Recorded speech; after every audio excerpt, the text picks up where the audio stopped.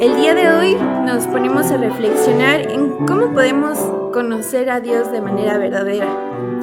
Si vivimos en un mundo con muchas voces en las cuales nos dicen que hay muchas religiones, nos dan muchas ideas filosóficas y concepto de lo que es divino y de lo que no es, de lo que es verdad y de lo que no es.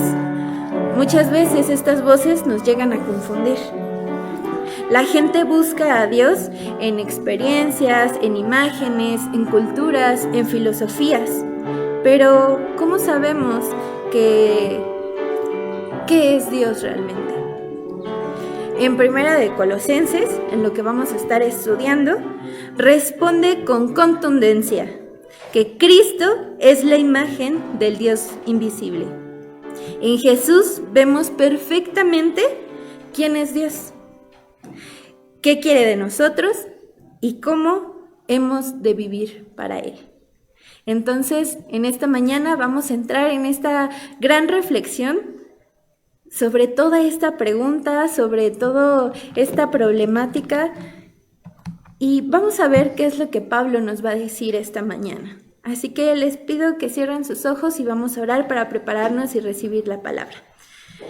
Bendito Padre, Salvador nuestro, te damos gracias por habernos traído esta mañana, Señor, porque les permitiste a aquellos que están conectados en línea, Señor, que puedan escuchar tu palabra esta mañana, Padre. Te pedimos que tú seas con nosotros, con nuestros corazones, de quienes lo van a oír ahora y más tarde, Señor, que tú seas con cada uno de nosotros, Padre. Que nos des esa inteligencia, esa sabiduría, Padre, para poder entender tus versículos de tu palabra, para poder guardarlo en nuestro corazón y tener esa escucha activa, Padre, y no guardarlo y esconderlo, sino mostrarlo al mundo y ser esa luz que tú nos has mandado que seamos, Padre. Todo esto te lo dejamos en tus benditas manos, en el nombre de Cristo Jesús. Amén. Bueno, como punto número 1, vamos a revisar el contexto en el cual está puesta todos estos versículos que vamos a leer. Primeramente fue escrita por Pablo, como ya lo vimos en la estructura de los versículos. Hay que recordar que en este momento Pablo está en la cárcel y que esta carta la escribe hacia la iglesia de Colosas, no porque él mismo haya fundado la iglesia o que haya creado todo este grupo él mismo, sino que él escuchó por medio de las personas que Pablo había creado para que estudiaran con él y pudieran crear también estas iglesias mientras él estaba en la cárcel, para que toda esta obra de Dios no se detuviera solo porque él estaba preso. Pues esta es una de las iglesias que Pablo como tal no había fundado, pero había escuchado, conocía y estaba al tanto de quiénes eran los integrantes de la iglesia de Colosas. Entonces aquí vamos entendiendo un poco más la historia, la estructura de cómo es que él lo va escribiendo desde el versículo 1 hasta el 14, toda esa introducción, toda ese entendimiento de cómo Pablo los saluda, de cómo Pablo les dice, yo no los conozco, pero yo sé que están pasando por esto, yo estoy orando, estamos orando continuamente por ustedes. Es como si algún otro pastor de alguna otra iglesia nos trajera una carta y haya tenido algunas pláticas con el pastor y nos haya puesto saludos a la iglesia de Getsemaní. Yo sé que están pasando por estos problemas. Yo sé que a lo mejor no tienen salón social, pero anímense, vamos a estar orando por esa problemática que ustedes tienen. Y más o menos vemos en estos versículos esa pequeña introducción. El objetivo de Pablo al escribir todos estos versículos, pues es reafirmar la supremacía y suficiencia de Cristo frente a las otras enseñanzas que estaba recibiendo la iglesia de Colosas. Porque la iglesia enfrentaba una mezcla de enseñanzas entre el legalismo judío, filosofías humanas y un misticismo presente, en el cual también estaban recibiendo el evangelio. Y Pablo era consciente de ello. Por eso es que empieza a escribir esta carta y se acerca a ellos. Y les empieza a dar esta enseñanza y estas reflexiones que hoy vamos a ver. En los versículos como les digo, del 1 al 14, vemos todo este trabajo pastoral que Pablo tiene al cuidado de la iglesia, porque muestra ese interés, esa preocupación y esa dedicación que Pablo tiene a la distancia, porque es lo que un pastor hace con sus iglesias. Así como Cristo hace con cada una de nuestras iglesias de todo el mundo, que está al tanto, que está en continuo pastoreamiento desde el trono y desde aquí en la tierra, que está a nuestro cuidado también. Pero vamos ahora a pasar a los demás versículos. Vamos a empezar primeramente desde el versículo 15 al 17. Vemos que nos señala, que lo podemos estructurar en 3 puntos. El primer punto, en el versículo 15, que dice: Él revela perfectamente a Dios. Y lo menciona en este versículo 15 cuando dice que dice, Él es la imagen de Dios invisible. Esta parte de la imagen, en el griego vemos que se enfoca en la palabra eikon, de la cual no es una imagen del físico de Dios, es tal cual, así como Jesús vino a la tierra siendo hombre, siendo a lo mejor de tez morena, o con una altura en específico, no, de esa imagen en específico no, sino que nos está explicando que sí fue hecho a imagen de Dios, pero que Cristo refleja a Dios como esa manifestación exacta de su ser, así como también en Hebreos 1:13 nos dice. Y ahí nos explica que justo que Cristo está haciendo esta forma de ser, así como es Dios, pero en una forma humana. No nos está especificando que sí, Dios es hombre, que Dios mide uno tanto y tiene ciertas particularidades físicas. No se está enfocando en esos puntos físicos, sino en esos puntos espirituales y en esa forma de ser. En segundo punto, vemos que Él es soberano sobre toda la creación. En este mismo versículo vemos que dice primogénito de la creación, del cual se entiende que se está hablando como en este rango, en esta autoridad, no porque haya sido creado Jesús desde un principio, sino que nos habla que tiene esa preeminencia sobre todo lo creado en la tierra. En el versículo 16 nos dice que todo fue creado por y para Él. Esto es muy importante, que nosotros lo podamos entender, que lo podamos reflexionar de esta manera, porque no todas las cosas son hechas para el ser humano, no todas las cosas son hechas para consentirnos y ser felices como personas, no, sino que fueron todas y cada una de ellas con el propósito y para Dios. En tercer punto vemos que Él sustenta todo. En el versículo 17 nos dice que no solo creó el universo, sino también lo mantiene unido. Lo mantiene unido en cuestión de que no haya una gravedad mayor o menor, sino que todo sea perfecto, que haya ese equilibrio. Que nosotros dentro de nuestro pecado creamos guerra, conflictos, malentendidos, eso ya no es creación de nuestro Dios.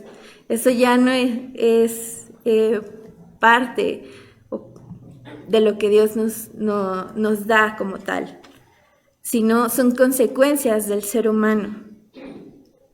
La parte que sí le toca a Dios es mantenernos a nosotros sanos en un mundo donde todo va equilibrado de acuerdo a la naturaleza que Dios puso, de acuerdo a lo que ya está hecho. Y esto nos va dando como esta reflexión ya personal en cómo es que nosotros reconocemos a Cristo como el centro del universo. ¿Realmente lo reconocemos como el centro del universo? ¿O a quiénes o qué cosas estamos poniendo como prioridades en nuestra vida? ¿Estamos poniendo en prioridad a la salud, a lo económico, a nuestra familia? ¿O verdaderamente estamos poniendo en el centro de todo el universo, de la creación, de nuestras preocupaciones, de nuestros intereses, a Cristo? Si así lo estamos haciendo, vamos bien, vamos en un buen camino.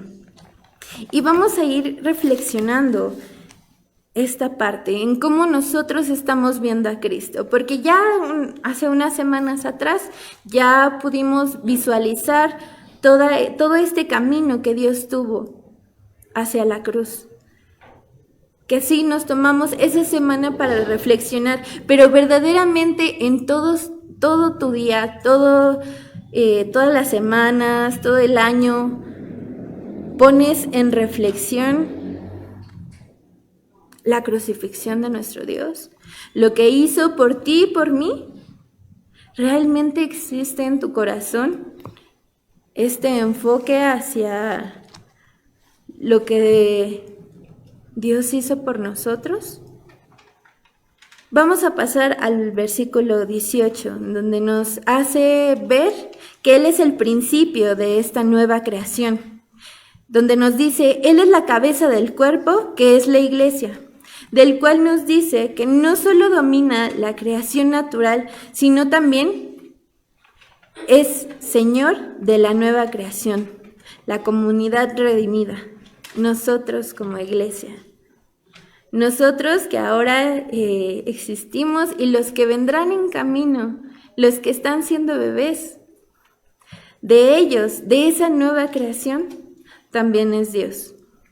Nos menciona aquí que el primogénito de entre los muertos, en el cual el primero en resucitar con cuerpo glorificado, habiendo camino a la resurrección futura. No solo se refería a las personas que estaban en ese momento o a las que ahora existimos, sino también a aquellas generaciones que han de venir hasta que el Señor llegue con toda su gloria.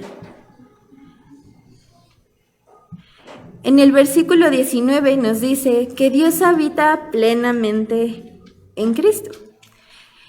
Y nos dice en el versículo 19, en Él quiso Dios que habitara toda la plenitud.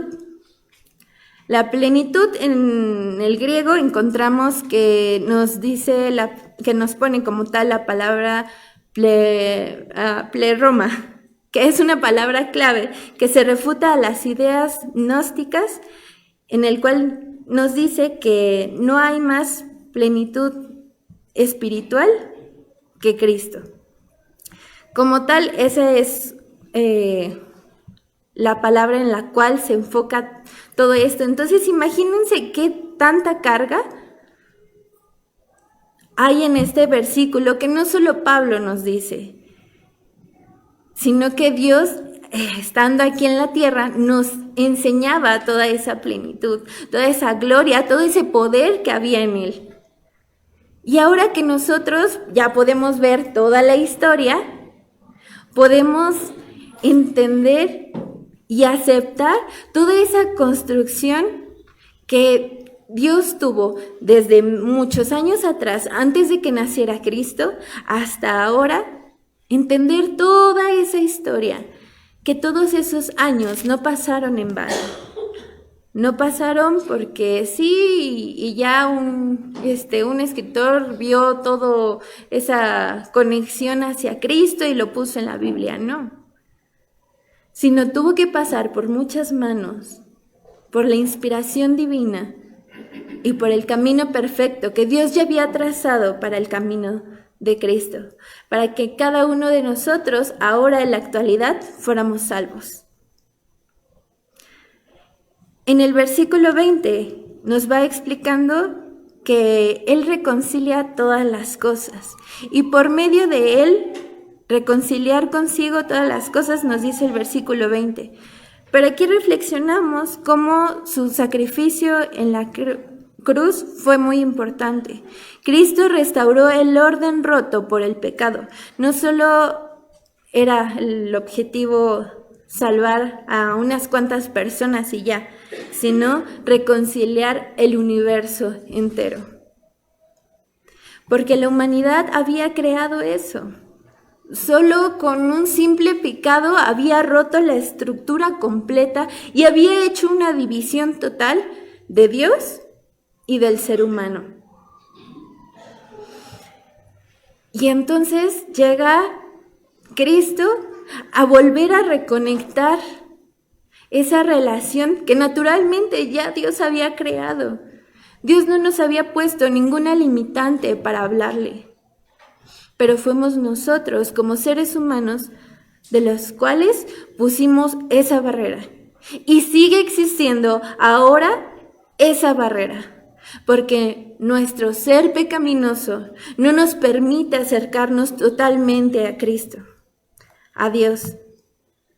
Solo por medio de Cristo, solo por medio de Él, solo por medio del único Salvador, nos permite que haya esa reconexión total. No solo de los seres humanos, no solo de cierto grupo de personas, sino de todo el universo. Es una reflexión muy hermosa, a la cual no debemos de olvidarla. Pero sigamos con este estudio.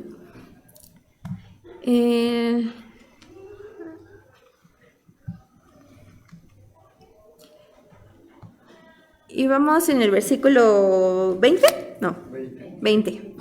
Gracias.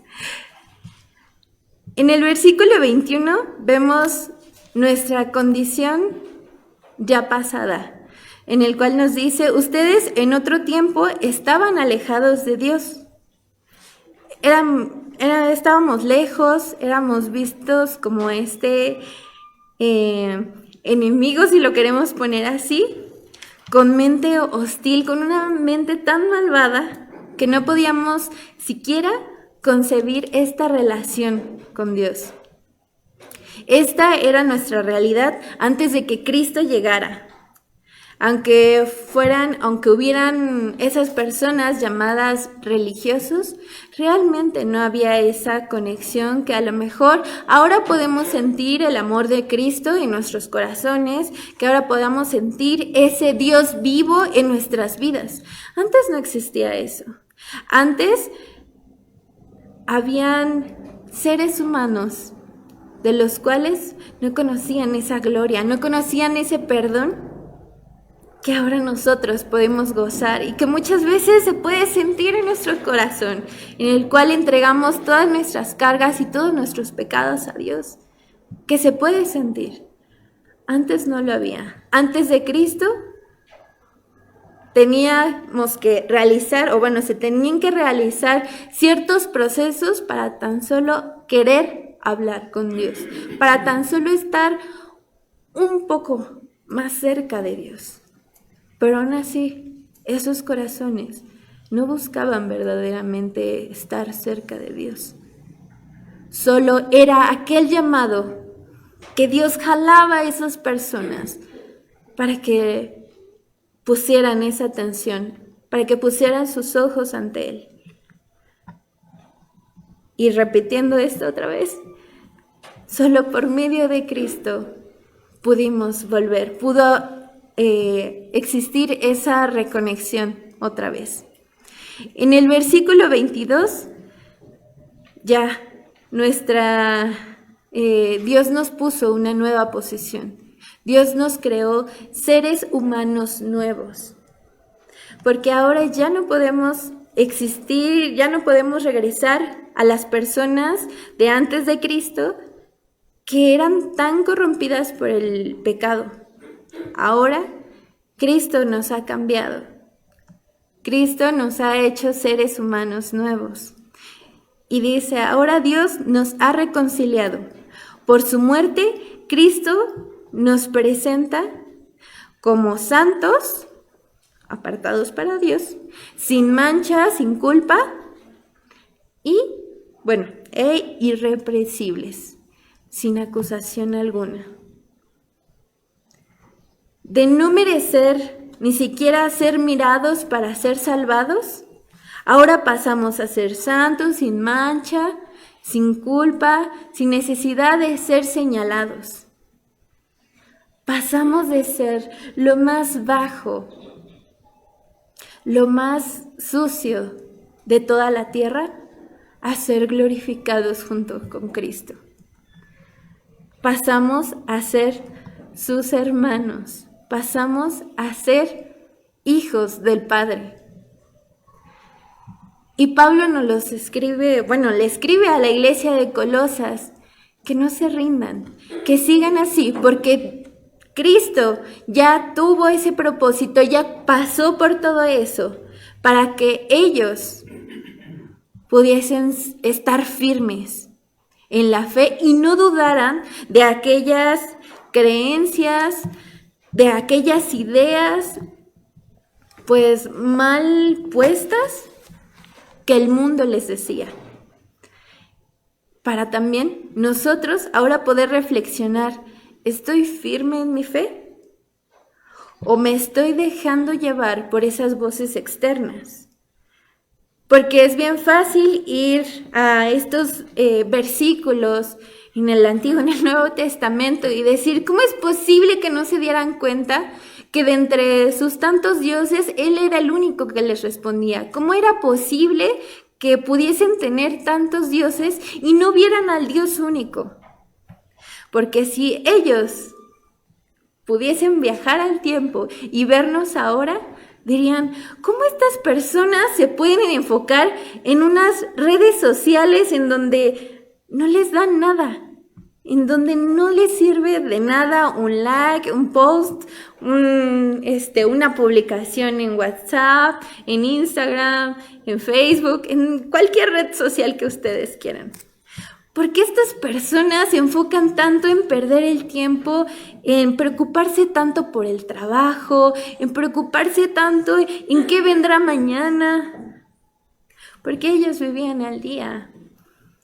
Porque nosotros ahora tenemos otros dioses, otras voces que nos hacen dudar de la existencia de Dios. Otras voces que nos hacen temblar en nuestra fe. Porque si el día de hoy o de mañana pierdes tu trabajo, pierdes tu salud, pierdes a tu familia, espero que lo último que voltees a ver no sea a Dios. Porque esa es la reflexión que el día de hoy nos llama a que, a pesar del contexto social que nosotros tengamos, a pesar del contexto cultural de donde vengamos, si venimos de cuna cristiana, católica, etcétera, de cualquier otra religión, de cualquier otra idea, o que hayamos pasado por estas ideas confusas, filosóficas, culturales dentro de la escuela, que nos hayan confundido, el día de hoy te puedas posicionar, así como Pablo anima a esta iglesia de Colosas, que no somos cualquier cosa, que no somos cualquier persona, que Cristo no fue cualquier persona que murió y revivió, porque no conozco a ninguna otra que haya revivido así como Cristo lo hizo. Debemos de reconocer nuestra bancarrota espiritual. Todos se desviaron, a una se han corrompido. No hay quien haga lo bueno, no hay ni siquiera uno, de acuerdo a lo que nos dice Salmo 14:3. Aún nuestros actos de justicia son como trapos de inmundicia, y nuestras iniquidades nos arrastran como el viento. Eso nos dice Isaías 64:6. Cristo ya pagó por el precio de la muerte tuya y mía. Que sí, debíamos de haber pagado con muerte, pero estamos aquí, en su casa, gloriosos y afortunados de recibir ese perdón que no lo merecíamos. De todas esas cosas que hiciste mal, que lastimaron el Espíritu de Dios, ahora puedes cerrar solo tus ojos y entregarle todo al Padre. Todas esas cargas de angustia, de coraje, de tristezas que te atan a esos problemas de la tierra, ya se los puedes entregar a Él, porque Él ya las pagó. Solo queda en ti el quererlas soltar, porque no es fácil. Y no solo en ti, porque Dios te dice, aquí estoy, acércate a mí, acércate a mi palabra, acércate a mi casa. Y solo conmigo te podré ayudar a soltarlo, a ser libre, porque es el único Salvador. Cristo ya hizo este pago en su muerte y en su resurrección. En eso encontramos el único camino que cambia el curso de nuestra vida, el curso de nuestra eternidad que Dios nos regala. Cristo es nuestra esperanza, nuestra eternidad. Él es el mensaje del Evangelio. Solo Él satisface todo lo que nuestra alma anhela. Cristo es ahora y siempre, sobre todo y ante todo. Así que no duden en Cristo.